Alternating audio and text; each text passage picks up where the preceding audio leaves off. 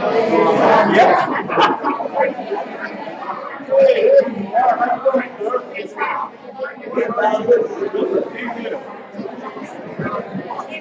I'm trying. You're in the wrong place. I want to hear it. I want to hear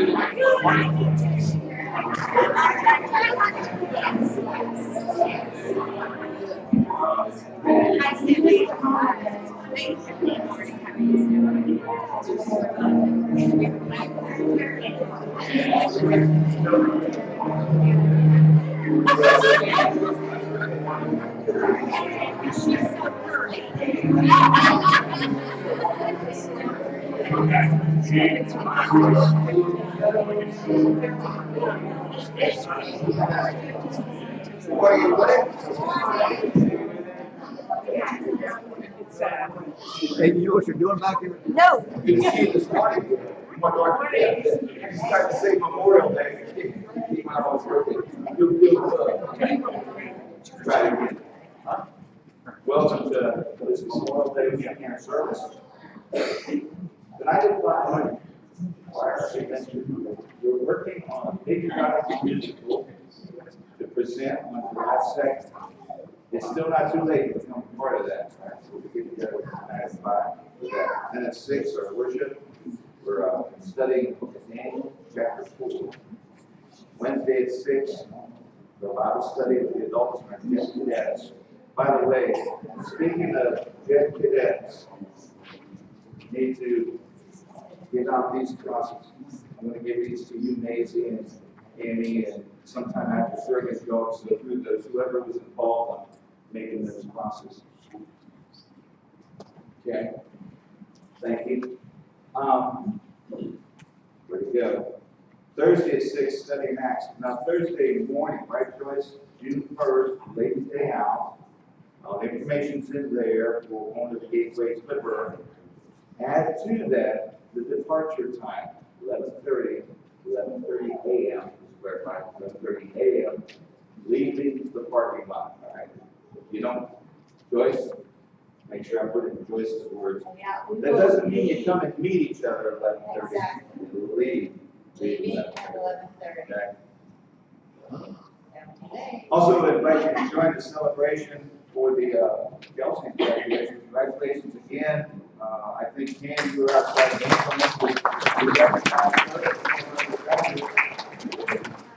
and that's Friday, this Friday, June 2nd, from 6 o'clock to question mark. And that's going to be the local address is in there. And look forward to that. Other items that are down the road a bit.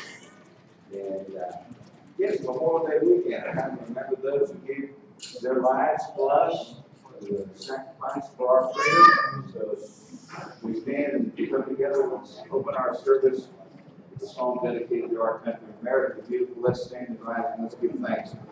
Let's give the life. Oh, beautiful saints, that forever leaves a way for earth, mountain, majesty,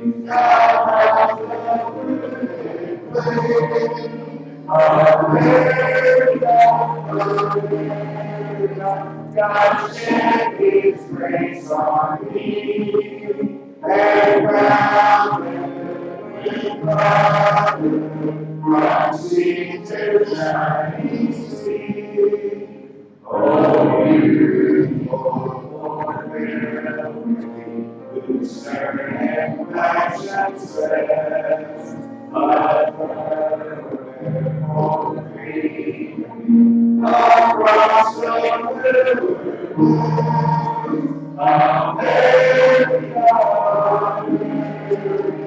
God may find every flaw.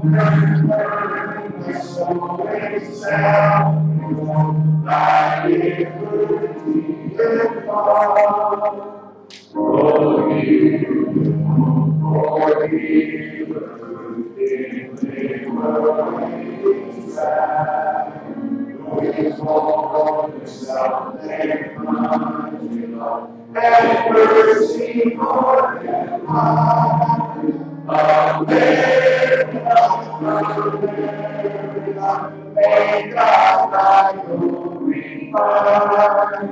Live on and sing holiness and everything we find.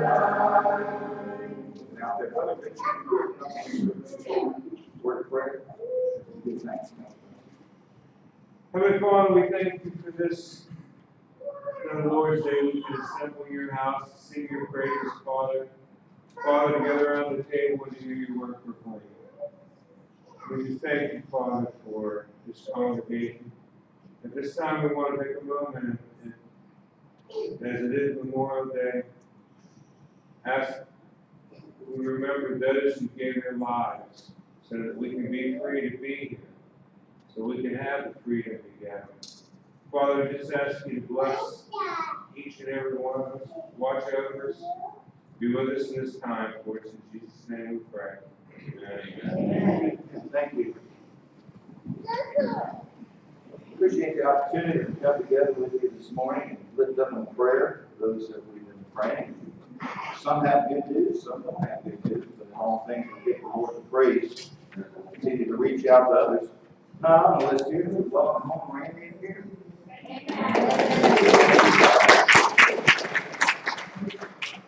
You know, you do drive for the pickup truck now, so good to have everybody here. Continued prayers for Tom's friend that's here earlier this week. I'm assuming he's still earlier this week, stopping in the ICU unit. Still in critical condition there. Sally Craven having surgery this May 31st. What day is that? That's Wednesday. Unbelievable. May 31st. And in addition to her, also be in prayer for her daughter Missy Yoho, who's going to Cleveland Tuesday for biopsy on her thyroid. That's Missy. Also for her husband Chuck. Chuck Craven has a staph infection in his kidneys and is unable to find the medicine to agree with his other medications, making him very ill. So, got a lot on your plate that I'm praying for your strength during this week, and also a successful surgery on Wednesday. Martha McCrae for knee surgery, also on the 31st of May. Donna Grubb for surgery on the 1st of June.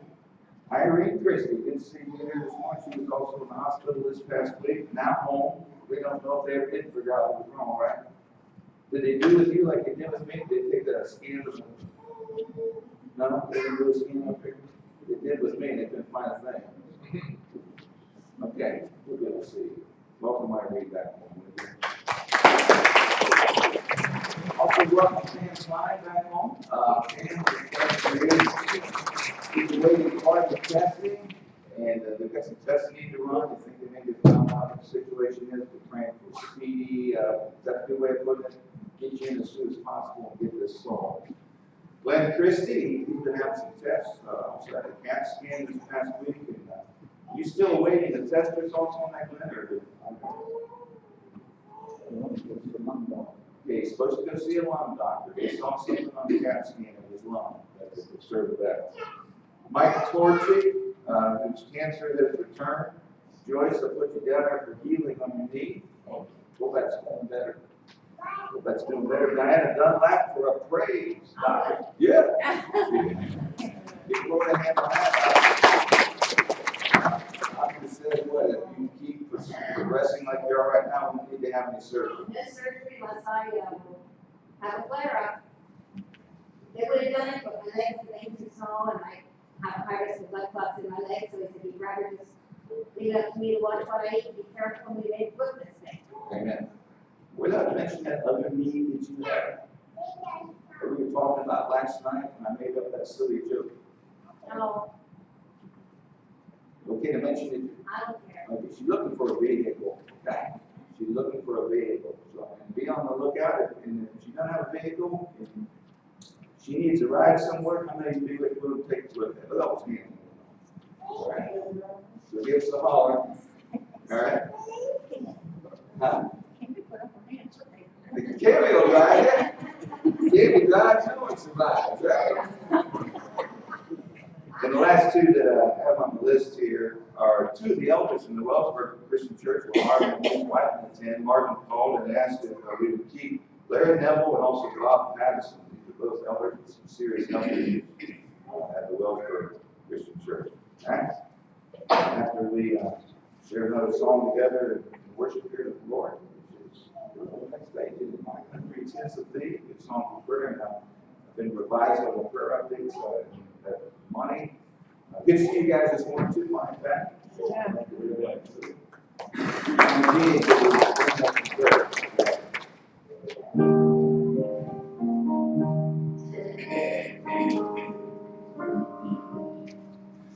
My God is I sweet and I see. Let one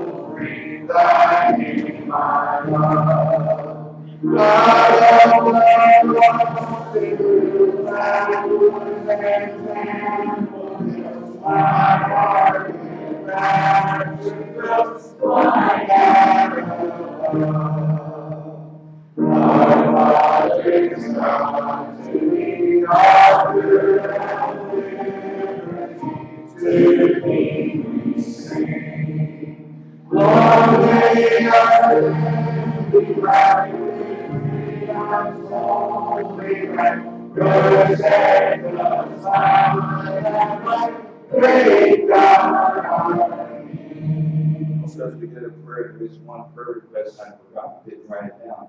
Our granddaughter Liberty, I'm told, has strep throat. This morning, so that's why they're not here today. Go ahead, Brother Morning. Come together.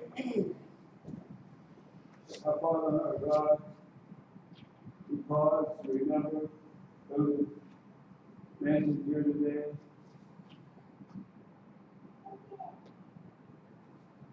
We ask you to be with them,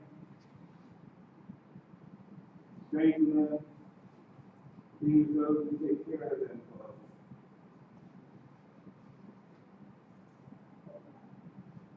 We remember, Father, all those who gave their lives for freedom in the country,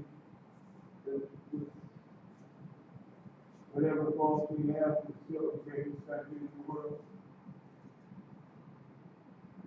We thank you, Father, for our very heartbeats, our very breath. Coming in human form to show us what you're like in the form of Jesus Christ.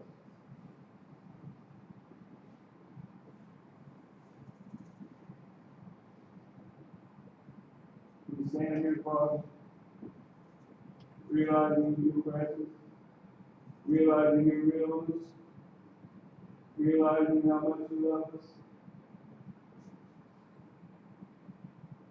We appreciate you, Father, with all our hearts. In Jesus' name we pray. Amen.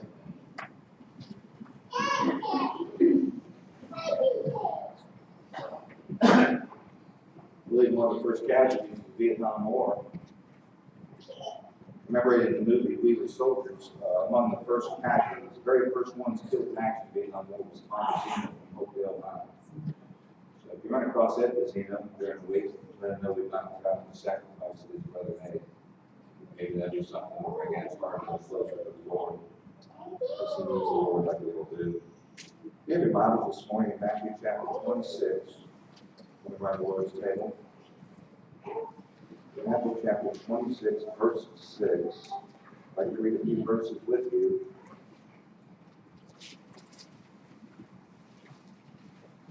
Set up for our time around the Lord's Supper today. Book of Matthew, chapter 26, near the end of Christ's ministry on earth. And Jesus was in Bethany. Begin in verse 6 with you, Matthew 26, verse 6. Now when Jesus was in Bethany at the home of Simon the leper, a woman came to him with an alabaster jar, very costly perfume. And she poured it on his what? She poured it on his head as he reclined at the table. But the disciples were indignant when they saw this and said, why this waste? For this perfume might have been sold for a high price and the money given to the poor. Jesus, aware of this, said to them, why do you bother the woman? But she's done a good deed to me. You always have the poor with you, but you do not always have me. But when she poured this perfume on my body, she did it to prepare me for burial. Truly I say to you, wherever this gospel is preached in the whole world, what this woman has done will also be spoken out in memory of her. Some versions say as a memorial to her. There are different memorials that God has established. One was the rainbow. Remember in the days of Noah, they would never flood the world again. Another was Passover, when the children of Israel came out of Egypt every year on the 14th of the second month, Passover, a memorial to remember of God who brought them out. Another time when the Israelites took 12 stones and placed them in the Jordan River. It was a memorial to show how God had given them entrance into the promised land. And today we're coming around a memorial, the Lord's Supper, to remember what Jesus said, do this in remembrance of the memorial. But there also is the memorial, the testimony of our life's actions and our service to the Lord, just like this woman here. When I die, someone will speak. I won't be attending my funeral, literally. I will have gone to be with the Lord. All of us will die at some point. The Lord doesn't come back, and someone will speak. And though at some funerals, preachers may tell lies about the person's life, in the real world, when we want to come, what we do, whether it's good or bad, is going to be told as a memorial to us. Maybe told at the service of our commitment to the ground, or maybe told months and years down the road as we remember people's lives. You know, we talk about, oh, you remember so-and-so, you remember when they did this, and you remember when they said that. So this morning, as we come around the table, let's pray that what we do, make sure it's worth remembering. Amen? And especially that it brings honor to the Lord Jesus Christ. And all the same, let's be quick to ask forgiveness of those sins that don't bring honor, as well as to give forgiveness to those who have sinned against us. God bless you as you come around the table today.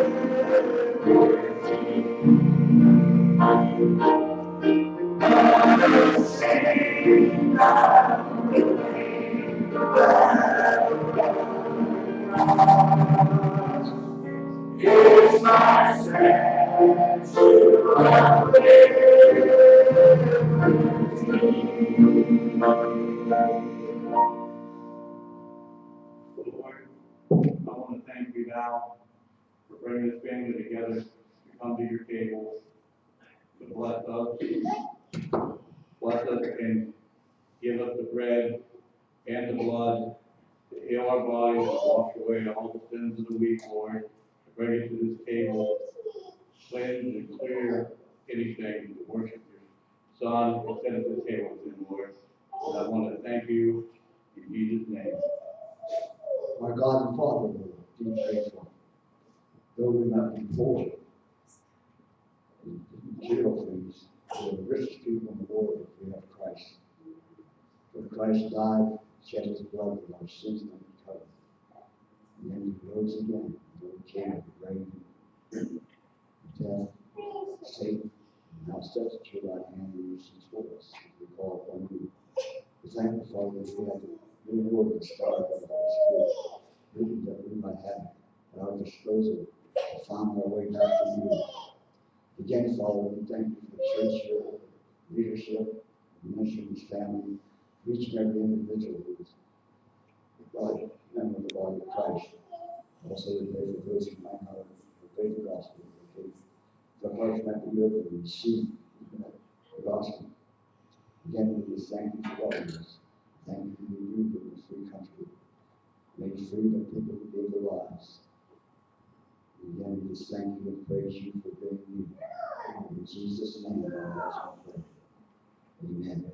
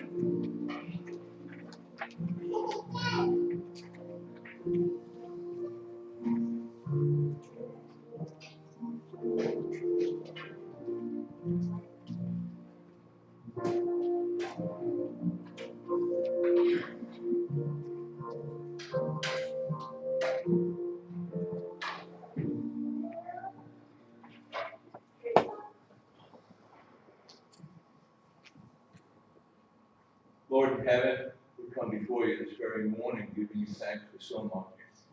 Lord, we thank you for those who have served this country for our freedom, Lord, and those who serve now, those who have given their lives, Lord. We thank you, Lord, for this time, and we think of you, Lord, and your saving grace and mercy upon us. We thank you, Lord, that you give us what we have, Lord, and that we, Lord, give back to you. Lord, might we give back to you with joyful hearts, Lord, for it's your only requirement. We thank you in Jesus' name.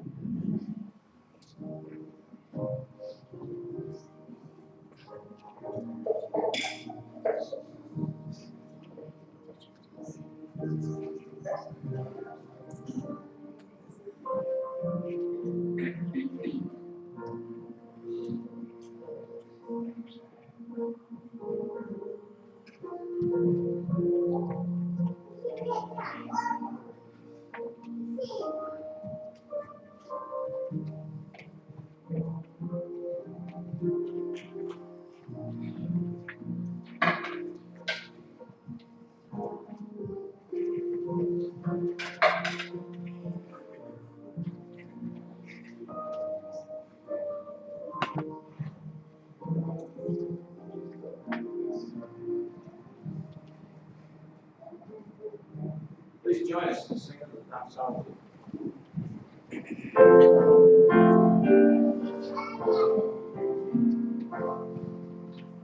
Praise God, all blessings flow. Praise Him, all creatures here below. Praise Him, our King and host.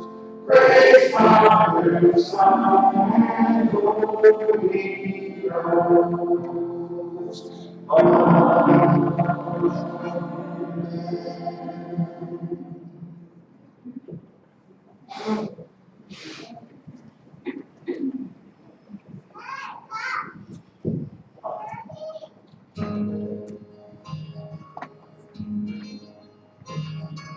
saw her from a distance as she walked up to the wall.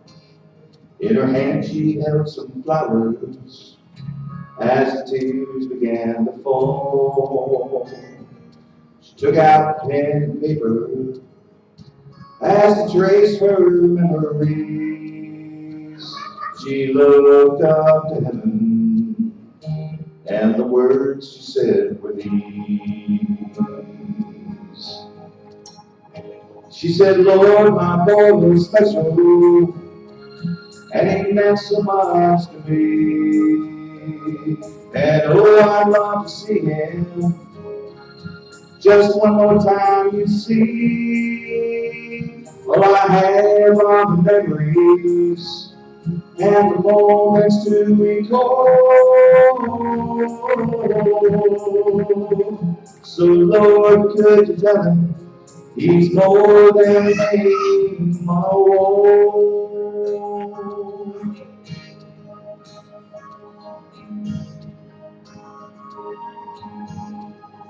She said he really missed the family, being home on Christmas Day.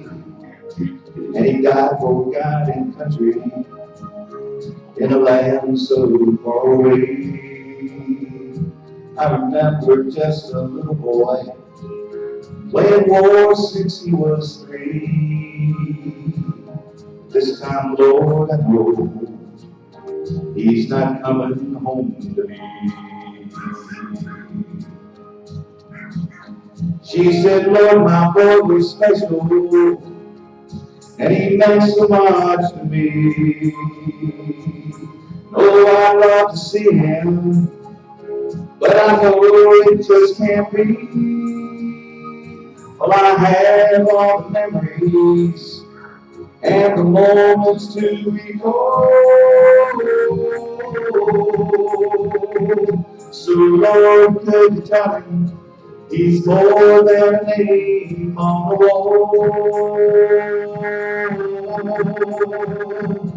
Oh, Lord, could you tell him he's more than a name on the wall?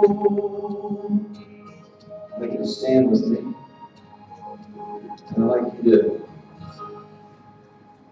transport your mind to any memorial that you wish in your mind's eye, be it the Vietnam Memorial, Gettysburg, any memorial. Maybe it's just a memorial to that moment. And as you're there, let's sing this song, Holy Ground, at the conclusion of which our children will go to Children's Church. There you are at the memorial. You know it's holy ground, don't you? Because someone gave the last full measure of their devotion. Let's give thanks as we sing for their sacrifice.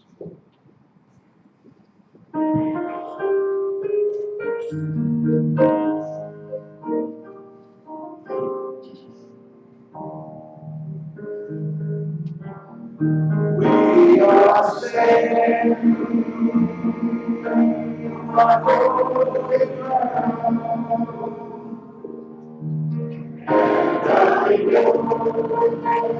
Our angels all around. Let us bring Jesus down. We are saved in the presence of holy ground. We are saved on holy ground. And I know all around. Let us bring Jesus down. We are saved in the presence of holy ground. We are saved in the presence of holy ground. Thank you for your sacrifice. All right, we got any youngins with us? Youngins is, as the old Christmas song says, anywhere from 2 to 92, or however that's going. Thanks, Dave. I was tormenting Jamie earlier. I said, we did put in the bulletin the place of graduation celebration, and I corrected the spelling of the word reservoir. The way it's not announced, I love it. Reservoir Road. I'm not making this as an apology, but when I started to do what I asked you to do, I couldn't sit. I started to choke up. Well, we through that song, I went to that memorial in my mind. I went to the Vietnam Memorial where Timothy R. Fox's name is. His mother's still living in Canton, Ohio, now in her 90s. Pictures of memorials I was trying to see. Also, that. It's like, dude, thank you for sharing that moment. How many of you have been to the Gettysburg? I've never been there. It's one place I've always wanted to go. Never gone. I understand that there was a preacher by the name of Everett, I think his last name was, that spoke before Abraham Lincoln spoke. It was about 4 months after the Battle of Gettysburg that they had gathered. It was in November when they gathered for this memorial service. Some preacher by the name of Everett, they should go online and download his sermon, some 13,000 plus words. He spoke for 2 hours. 2 hours. And when he finished, some of the historical records say everybody applauded. Out. 2 hours. And then President Lincoln stood. The words are there on the back of your program today. Much disagreement among some scholars as to the exact wording, but this is as near as we have to what Abraham Lincoln then said in a matter of about 2 minutes. When he said 77 years ago, he referred back to 1776. 77 years ago, our fathers brought forth on this continent a new nation, conceived in liberty, dedicated to the proposition that all men are created equal. Now we are engaged in a great civil war, testing whether that nation or any nation so conceived and so dedicated can long endure. We are met on a great battlefield of that war. We have come to dedicate a portion of that field as a final resting place for those here who gave their lives that that nation might live. It is altogether fitting and proper that we should do this. But in a larger sense, we cannot dedicate, we cannot consecrate, we cannot hallow this ground.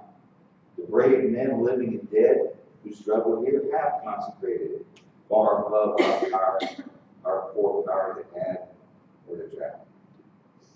The world will long remember what we say here, but it will never forget what they did here.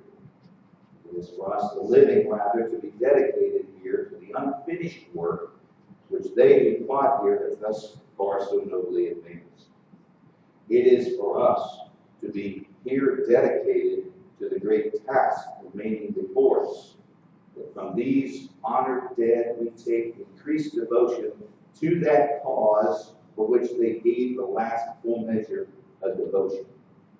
That we here highly resolve that these dead shall not have died in vain. This nation under God shall have a new birth of freedom, and that government of the people, by the people, for the people, shall not perish from the earth. Gettysburg Address, Abraham Lincoln. No one applauded. Abraham Lincoln went back to D.C. feeling a failure that day. He thought his words made no impact. Yet if we were to ask most people today who spoke at Gettysburg, most people know Abraham Lincoln did, not Everett. I think that was, see, I'm still saying, I think that was his name. And of course, in the newspaper, I believe the next day his speech was listed. Ever since, school children, most institutions that care not to remember, taught their children the Gettysburg Address. They've memorized it. Or the American Creed, or the Declaration of Independence, or at least to study the Constitution of the United States. Do we have a tendency to forget? We do know. We have a tendency to forget. A lot of people this weekend are going to be celebrating and going to get drunk and have cookouts. Nothing wrong with cookouts, by the way, it's to get drunk. They're going to be celebrating, you know. There's another day when we thank those in the armed forces, but this is a day when we remember those who died. Memorial Day. It is something designed for the express purpose to preserve the memory of a person or an event. And I would believe then that if we have designed something as a memorial so that we can continually remember it, I would imagine then that the intention is that it might be remembered in the next generation as well. As you've heard, the church is always one generation away from extinction. That's really not true when you take the world as a whole, because Jesus said the church will never cease to exist. Here's the statement and its truth. The church in a particular locality is never more than one generation away from extinction. Jesus said later when he was with his disciples, he took the bread and he took the cup, and he said, "Do this in remembrance of me." Now, some 2,000 years later, we still gather every Lord's Day, as they did in Acts chapter 27. That's Acts 20 and verse 7. Not just to remember the person, but also to remember the event. One man wrote in a devotional, he said, there's one movie he purchased, he's watched it once. He said, I won't watch it again. He said, I can't take it. It's the one that Mel Gibson put together on the Passion of Christ. He said there's one scene, though, that is added. It's not actually in the Gospels, but it's the place where Jesus is on the way to the cross, and Mary, his mother, meets him on the way, knowing her son is going to die. And as she falls to her feet, he says to her, "Behold, I make all things new." You like new things? I heard a prayer around the table this morning. Lord, forgive us for our sins of this past week. Do you realize in that remembrance and the forgiveness, it's a new day. Everything's new. If we could remember, like those soldiers who died at Gettysburg, those soldiers who died in Vietnam, World War II, World War I, who are dying today, if we could remember, we're going out to do battle this week. Maybe we'd be more careful what we say and how we live, right? Knowing that the next day we might be shot and killed in action. We're in spiritual warfare. In Exodus chapter 12, verse number 14, I want to direct your attention to a couple memorials in the scripture and ask you this morning a question that we ought to be asking our families, our husbands, our wives, our children, because our children are certainly asking, what does this mean to you? One of the first memorials in Exodus chapter 12 is the memorial of Passover. And in Exodus 12:14, the actual word memorial is used, where the scripture says, now this day will be a what? It'll be a memorial. So the day would be a memorial to you. And you shall celebrate it as a feast to the Lord throughout your generations. You are to celebrate it as a permanent ordinance. In the New Testament, we do not celebrate the feast of Passover as they did in the Old Testament. We now celebrate the feast of the Lord's Supper, if you please, because Jesus Christ is our Passover lamb. And so in a sense, we are still celebrating Passover. And fervently and hopefully the future generations that will outlive us. Notice, please, farther down in the chapter, as they were preparing for it, verse 23, they are told the Lord will pass through to smite the Egyptians when he sees the blood on the lintel and on the two doorposts. The Lord will pass over the door and will not allow the destroyer to come into your houses to smite you. And you shall observe this event as an ordinance for you and your children forever.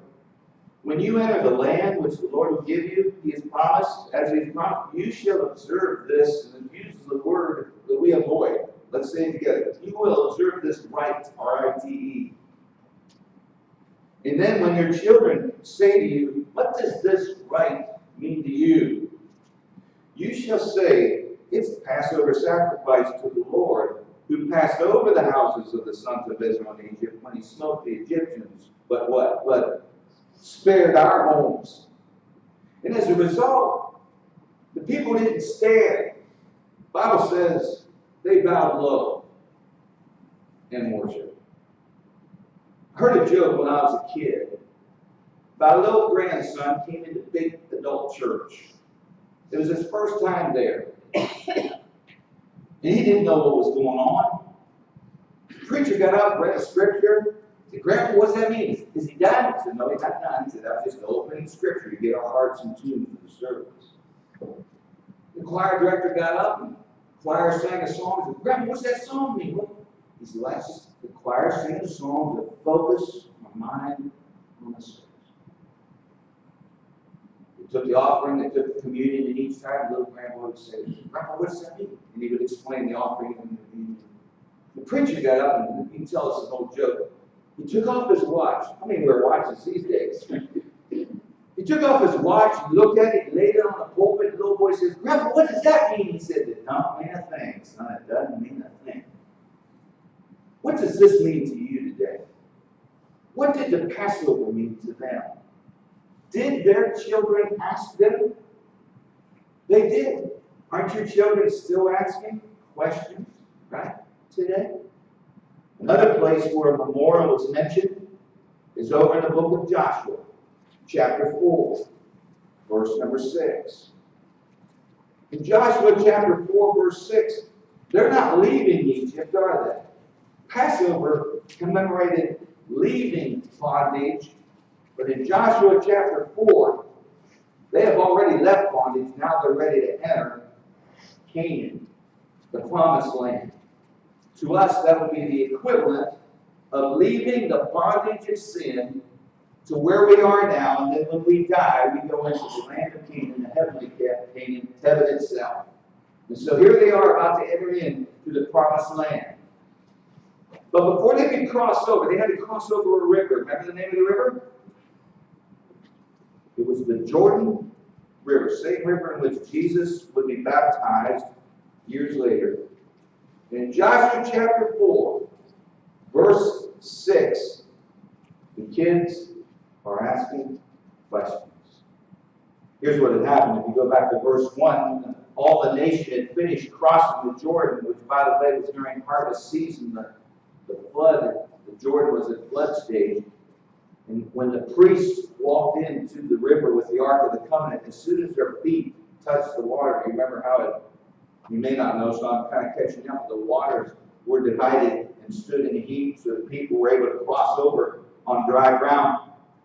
And once they were over to the far side, verse 2 says, take for yourselves 12 men from the people, 1 man from each tribe, and command them, saying, take up for yourselves 12 stones from here out of the middle of the Jordan, from the place where the priest's feet are standing firm, and carry them over with you, and lay them down in the lodging place where you will lodge tonight. So Joshua told the 12 men whom he had appointed from the sons of Israel, 1 man from each tribe.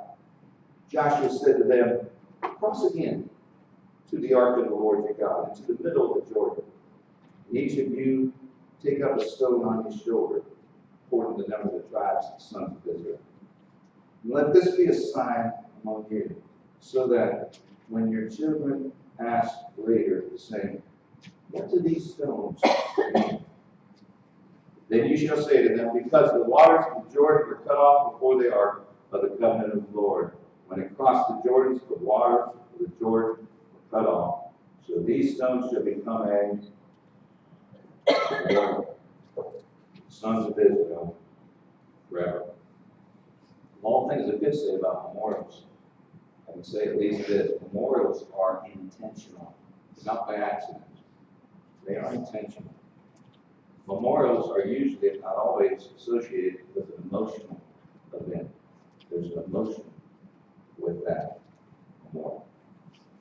And also with the memorials, there are people involved. Usually in regard to a selfless act of service that they gave their lives thinking only of the others, not of themselves. And that Scripture says to do, put others first, others' interests like Jesus did. Never forget it. Do this in remembrance of me. It'll be a memorial for you from generation to generation. Let me ask you today, what does this light, R-I-T-E, in regard to Passover? What do these stones in regard to Jordan, what do they mean to you? Let's replace the words. We could equally ask, what does this church mean to you? How many of you thought of the people when I said that, by the way? I hope you thought of the people, not the building. I think we got that down. In other words, what does this fellowship mean to you? How about the table? What does this table mean to you? Let me illustrate. And hear me clear on this. Hear me clear.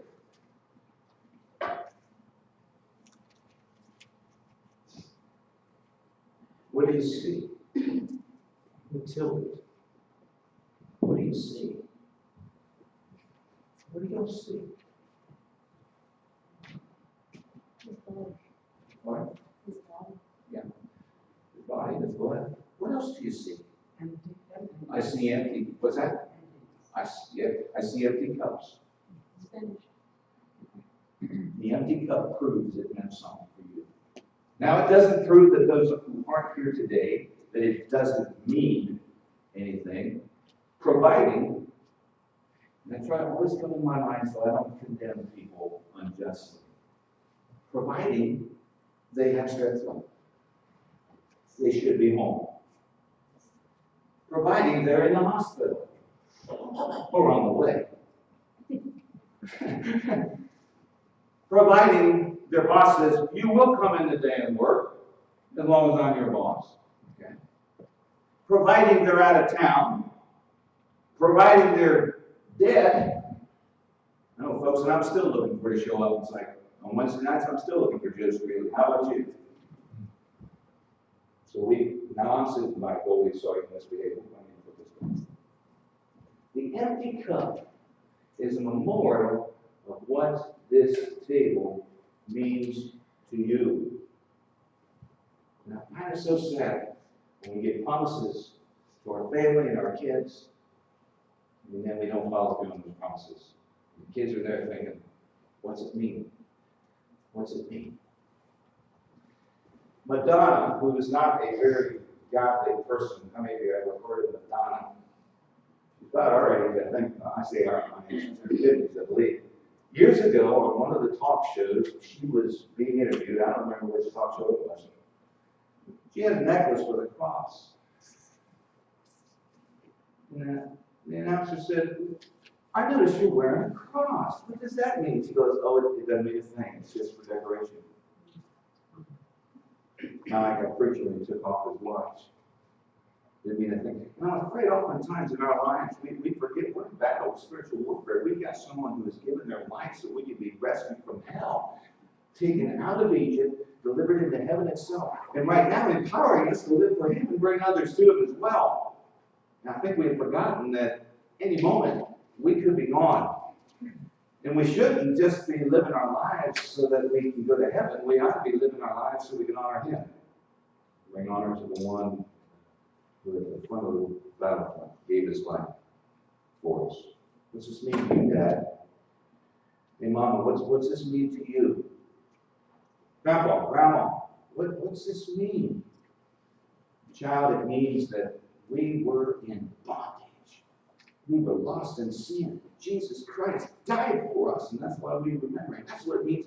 And that right now, as I'm living in Him, I can stand uncondemned with a living hope. And letting Jesus determine the attitude of my life. I'm a prisoner that's been set free, and I'm on my way to glory. Because I know there's only one life that will soon be passed, and only what's done for Christ will last. In 1 Corinthians chapter 1,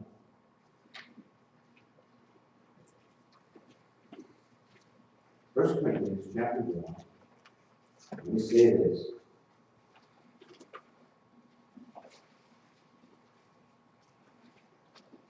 The tendency of human nature,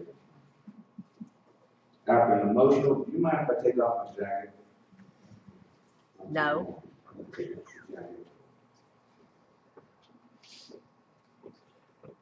First Corinthians chapter 1. I'd like to read the last two verses of that chapter, verse 30 and 31, when if there was a verse that was central, perhaps this would be it today. You see what the scripture says in 1 Corinthians chapter 1 and verse 30. But by his doing you are in Christ Jesus, who became to us the wisdom from God, and righteousness, and sanctification, and redemption. So that just as it is written, let him who boasts, boast in the Lord. It's not because of my doing that I'm in Christ. Look how good I am. I was baptized, I did all these things, and now I'm doing this, and I'm giving the Lord. How lucky you are, God, to have me. It's not by my doing, but it is by the doing of Jesus Christ himself. He's the source of wisdom. He's the source of righteousness and holiness, that's sanctification. He's the source of our redemption. And so if we're going to boast, we give the boast to the Lord. Like Paul said in another place, by the grace of God, I am who I am. 1 Corinthians chapter 15. And we can think back to the day of our salvation when we came to the Lord, how excited we were on fire for God, and we were going to live for Jesus and reach other people for Jesus. And just like any endeavor, a new work, oh, we're so excited. And remember when we started the work up there on Long Drive, and the first work day we had, remember we had 15 to 20 people, and Jamie was bringing food, and food's still there, by the way. Not now, but it still comes when we have work day. And man, we're busy, I understand that, but how many of you know that with time, the emotion begins to wane? Right? That's the natural tendency. The tendency after an emotional, exhilarating beginning of any endeavor. The tendency is to grow weary. You ever been there? It's to grow weary. And I believe it's because we have become too far removed from the emotional attachment to the events.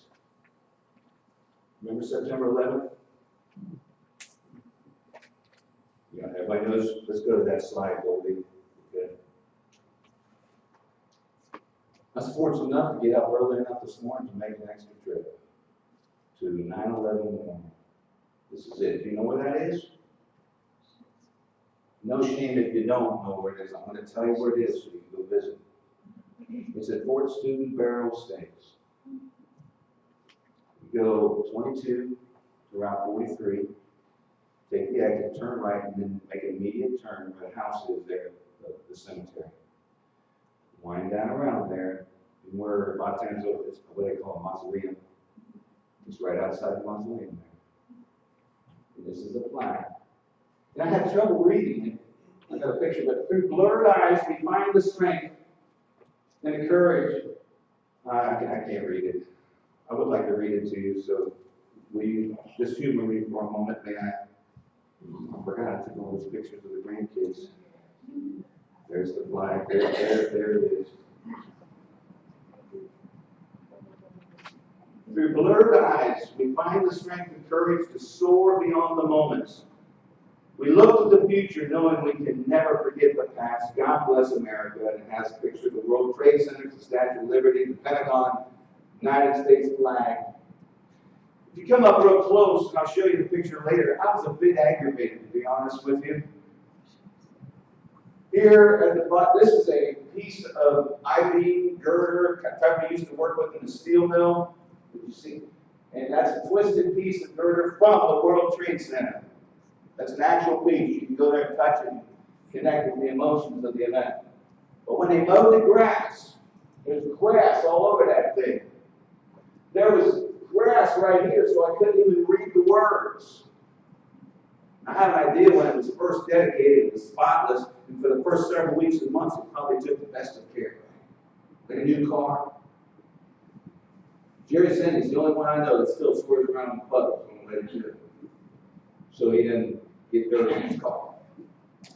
We're kind of like that though in our relationship with Christ, aren't we? We let it begin to decay, and we ignore the little things, and before you know it, it's a mess. And I went to the trunk of the car, and I pulled out my paintbrush, I pulled out a screwdriver, and I got rid of some of the dirt. There's still bird poop on the I-beam. I didn't have any all-purpose cleaner with me. This is good pour some water on, but I didn't have any water with me either. If I can, I'll go back and I'll clean off the bird poop too. You see any bird poop on this? You see any grass line up around this table here? Sometimes in our lives, so that's what happens. Because we become too distant, too emotionally detached from the event. The reason I shared 1 Corinthians chapter 1 with you is to say this about turtles. You see a turtle on a fence post, be well assured it did not get there by itself. You see a turtle on a fence post, you need to tell people that this way. A lot of people filled with pride, without let's look where I am. Talking about that in Sunday school, weren't we? The turtle didn't get there by itself. We are in Christ by His doing, by His wisdom, His redemption, His sanctification, His holiness, not by ours. Let our boast be in the Lord as we get ready to sing this prayer. Father, today we begin by our heads and we give you thanks for the sacrifice of Jesus Christ in our behalf. Lord, when we become weary, help us remember we need to reconnect with the cross of Jesus. We need to get back as close to Him as possible. Draw near to you so the devil will flee. Lord, as we do this, may others realize when they look at us, it's not about our greatness, it's about yours. Not how great we are, but how great you are. In Jesus' name we pray.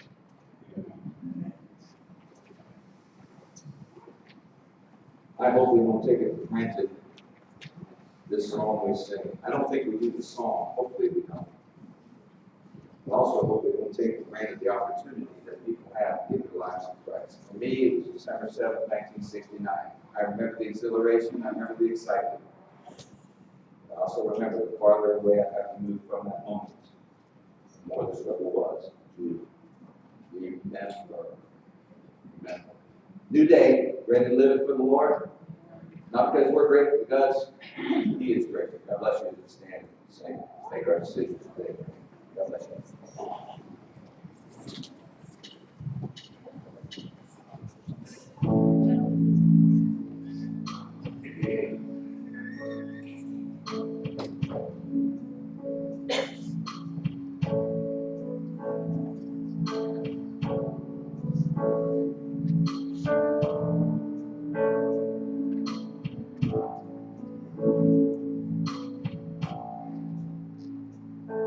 The splendor of the King, clothed in majesty, all the earth rejoices, all the earth rejoices.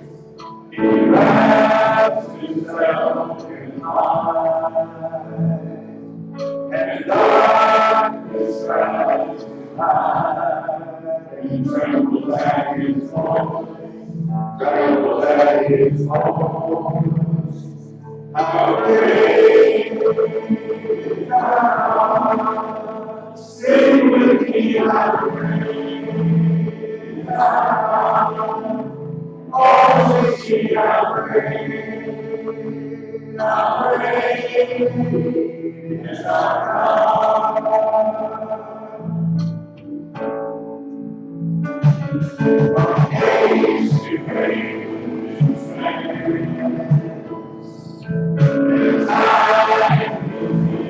His hand. He may and He had, He may and He had. The God the Father, the Spirit, the Son, the light in the land, the light in the land. How great is our God, sing with me, how great is our God. Oh, to see how great is our God.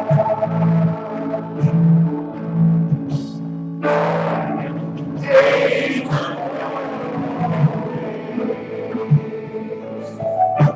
worthy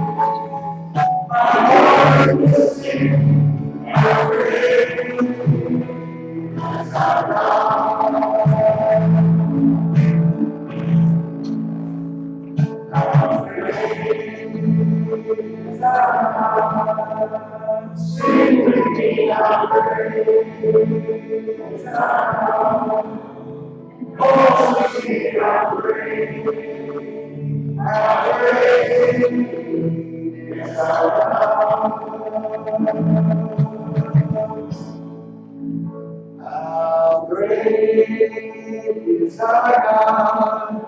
Sing with me, how great is our God? Oh, sing how great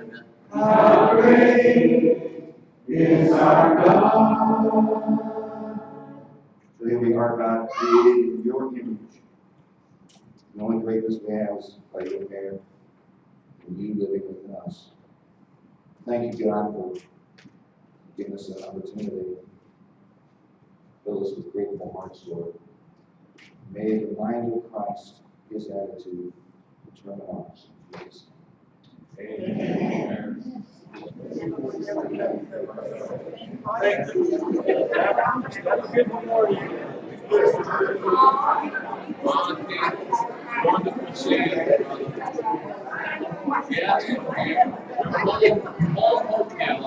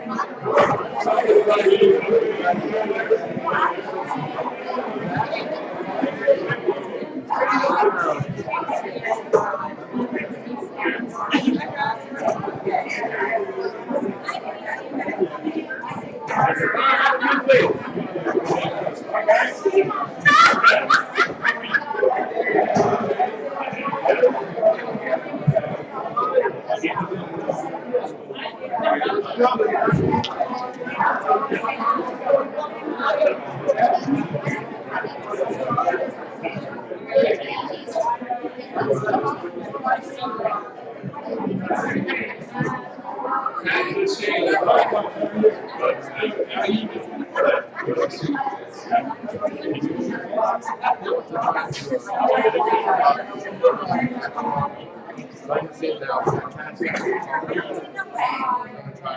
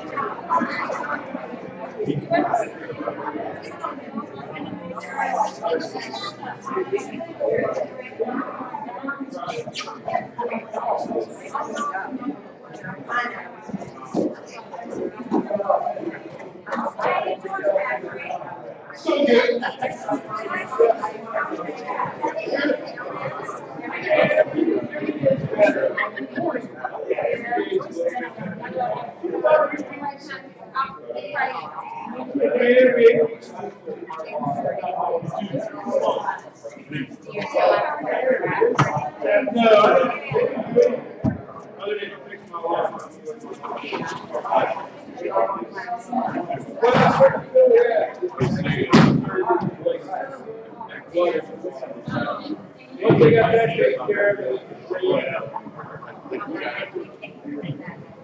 the rent for they did what they were supposed to do. Protect your organs. That's true, that's true. I'm so They got roasted. They must have broken pretty good. So you doing well? Yeah. You know, they said you need to get your arm above your head. They said, don't take. Oh, yeah. They said, you have to breathe. It's the only way we're letting you out of the fastest.